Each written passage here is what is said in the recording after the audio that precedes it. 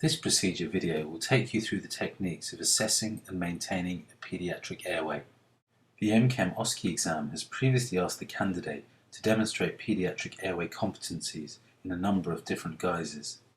It is most often assessed during an APLS scenario, but could well be assessed by asking the candidate to describe airway procedures to a medical student.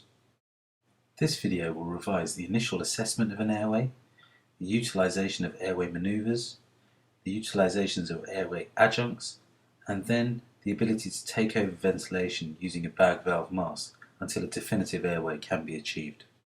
Take a moment to familiarise yourself with the equipment and to think about the anatomical differences between an infant, a child, and the adult airway. It's important when assessing the airway of the infant to have the head in a neutral position, so not in the same position as when you're assessing the adult airway. Again, we'll have a look in the airway for mucus or anything that may be obstructing, and we'll look, listen and feel for 10 seconds for any respiratory effort. So there is respiratory effort, so if we wanted to provide supplemental oxygen, we would just apply a face mask. The face mask should cover the mouth and nose, but not extend beyond the chin. This face mask is possibly a little bit big, so we would look to resize it.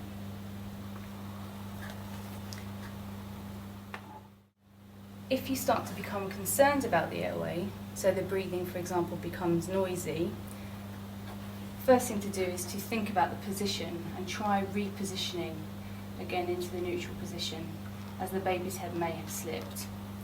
Another alternative would be to apply jaw thrust by hooking your fingers underneath the angle of the mandible and pulling forward.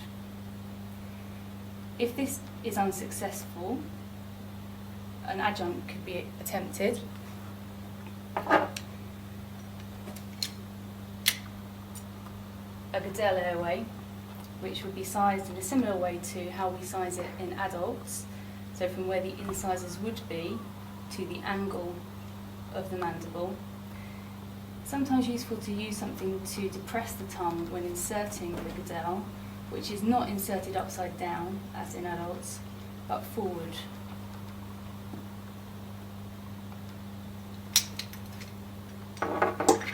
And then we would apply supplemental oxygen when that is in place.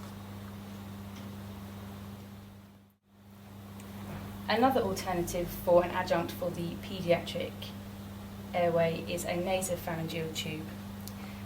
These can either be formal nasopharyngeal tubes or cut ET tubes.